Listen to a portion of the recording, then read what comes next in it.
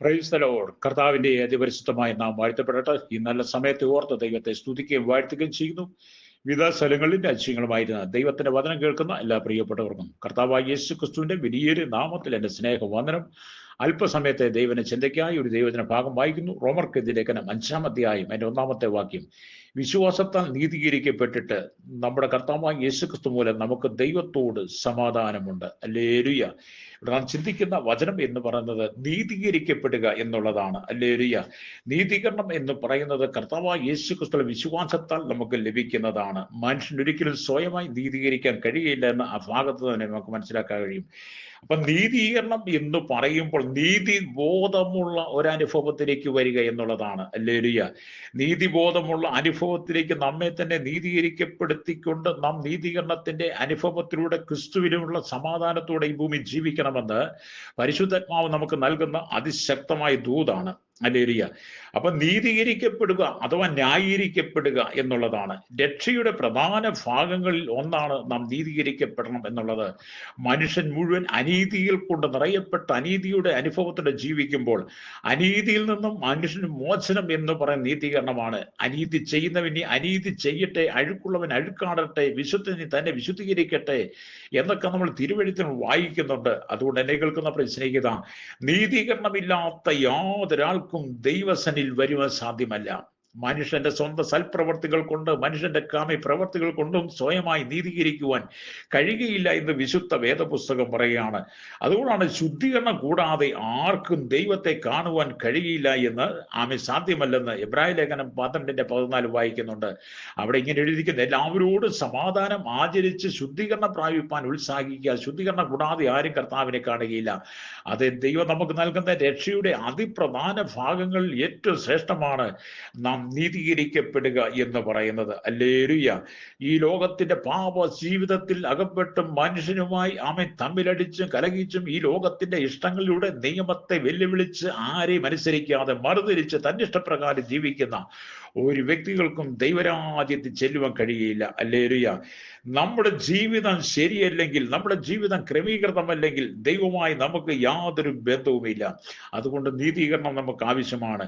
ദൈവസനിൽ ഒരാൾ നീതീകരിക്കപ്പെടുന്നത് എങ്ങനെ എന്നൊരു ചോദ്യം നിൽക്കുകയാണ്. ഹല്ലേലൂയ. അതിന് പറ്റുന്ന മറുപടിയായി വേദപുസ്തകം ഉത്തരം നൽകുന്നുണ്ട്. പാപത്തെക്കുറിച്ച് നമ്മുടെ ജീവിതത്തിൽ ബോധം വരുമ്പോൾ പാപത്തിന് പരിഹാരം വരുത്തി ശുദ്ധീകരണം പ്രാപിച്ചുകൊണ്ട് നിത്യജീവന്റെ അവകാശിയായി മാറണമെന്ന് നമ്മുടെ ഹൃദയം നമ്മെ പ്രേരിപ്പിക്കുമ്പോൾ കഴിഞ്ഞകാല ജീവിതങ്ങളെല്ലാം നമ്മൾ ഏറ്റുപറയണം. പാപജീവിതത്തെ ഒരാൾക്ക് സ്വന്തം പ്രവർത്തികൾ മൂലമോ ശ്രമം മൂലം കൊണ്ടോ നീതീകരിക്കപ്പെടാൻ കഴിയുകയില്ല എന്ന് വേദപുസ്തകം പഠിപ്പിക്കുന്നു. പാപത്തെക്കുറിച്ചുള്ള അനുതാപത്തോടും വിശ്വാസത്താൽ ക്രിസ്തുവേശുള്ള ആ ശുദ്ധീകരണത്തോടെ കൂടെ മാത്രമേ നമുക്ക് നീതീകരിക്കപ്പെടാൻ കഴിയുള്ളൂ. നീതീകരിക്കപ്പെട്ടവർക്ക് മാത്രമേ ദൈവരാജ്യത്തിൽ ചെല്ലാൻ കഴിയുള്ളൂ. എന്നെ കേൾക്കുന്ന മാതാവേ, പിതാവേ, നിങ്ങളുടെ ജീവിതം അനീതി കൊണ്ട് നിറയപ്പെട്ടതാണ്, അഴുക്കുകൊണ്ട് നിറയപ്പെട്ടതാണ്, പാപങ്ങൾ കൊണ്ട് നിറയപ്പെടുന്ന പാപത്തിന്റെ ചിന്തകൾ അടങ്ങിയതാണ് നിങ്ങളുടെ മനസ്സെന്ന് പറയുന്നത്.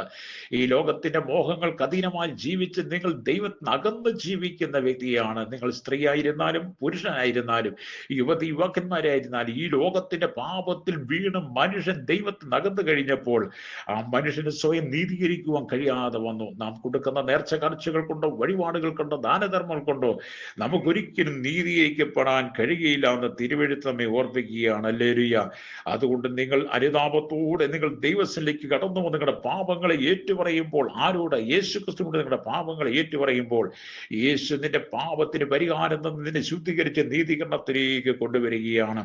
നാം ക്രിസ്തുവിൽ വിശ്വസിക്കുമ്പോൾ ക്രിസ്തു നമ്മുടെ ജീവിതത്തിലെ കുറ്റത്തെ നമുക്ക് ക്ഷമിച്ചു നൽകുന്നു.